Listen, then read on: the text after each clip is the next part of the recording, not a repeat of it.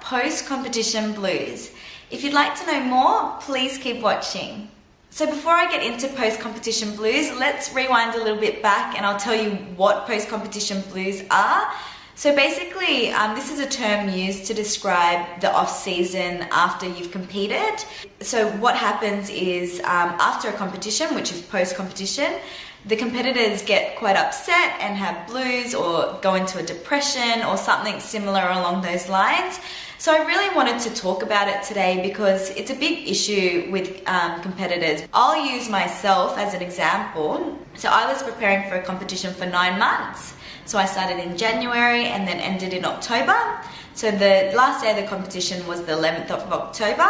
So after the competition's over, there's no goal anymore. For the last 9 months, I've had this goal that I'm going to compete and I want to be in the best condition of my life.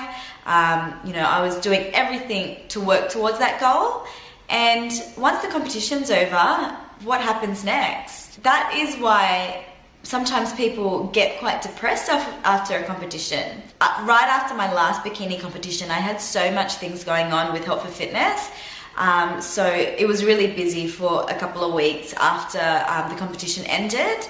But I noticed that as soon as the competition was over, I stopped putting exercise and working out as a priority. But because I was so busy with Health for Fitness, I was not eating as well as I should. So I'd gone from eating really clean, about 5 meals a day. But because I was so busy with Health for Fitness and with we were doing the fitness show, I didn't really have time to stick to my schedule. And the reason being is that it wasn't a priority anymore. Like, the priority was Health for Fitness, not my competition goals, because the goals were over. So after that week, I continued on, and I guess my social life just got bigger, which is great because I hadn't been able to eat out or go out with friends for lunch or dinner. I hadn't seen my friends probably since I started the competition in September because I was just so busy training.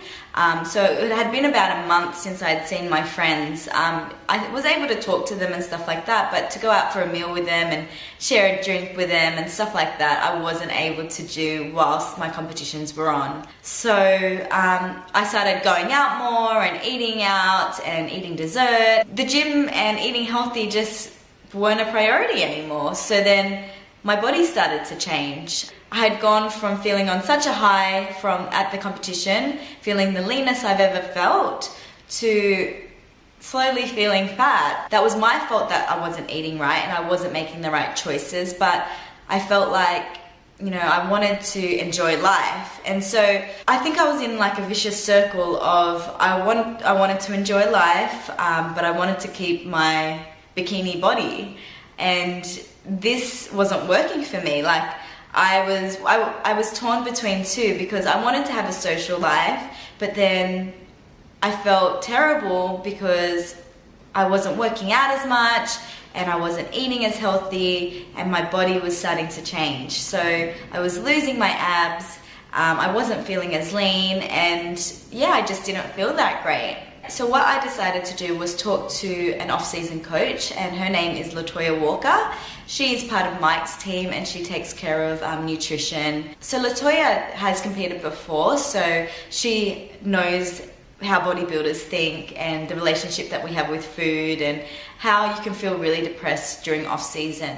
So because I didn't have a goal anymore, I wasn't making my training a priority, and my body was showing it, and then I was feeling guilty for eating foods that I wanted to eat. I don't know, it was just some weird like post-competition feeling.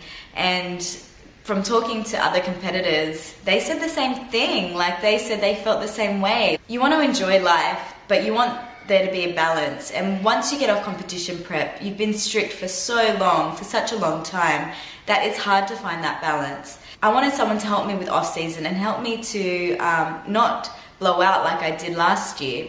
So I met with Latoya and we talked about a few things about how I felt when I ate something which wasn't on my plan and if I felt guilty.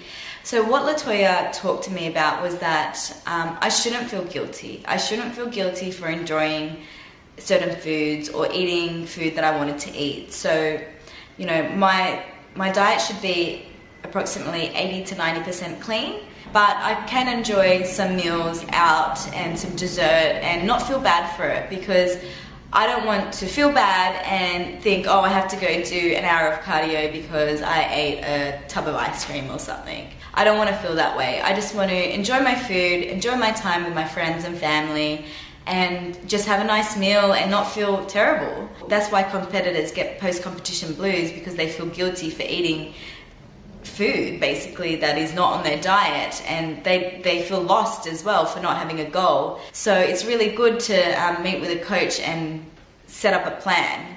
So I met with Latoya and we worked on a nutrition plan and a workout plan.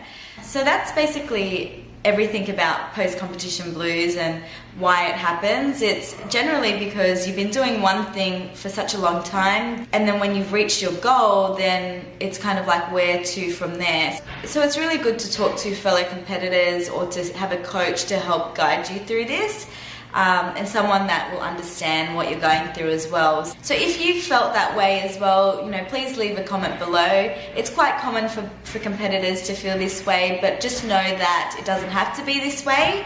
I'm in off-season and I've seen my coach, so both Michael Lee and Latoya Walker have coached me in off-season, and I don't feel guilty after I eat something that's not on my diet plan, or if I skip a workout or anything like that. I want to have a healthy relationship with food, and I have a positive body image about myself, and I just understand that I'm not going to look stage ready all year round, but I can work on my fitness and just continue with my fitness goals. So thank you so much for watching. I know this video may be a little confusing, or I may have rambled on and on a little bit, but leave me a comment if you have any questions, and don't forget to like my video and subscribe to my channel, and I'll see you next time.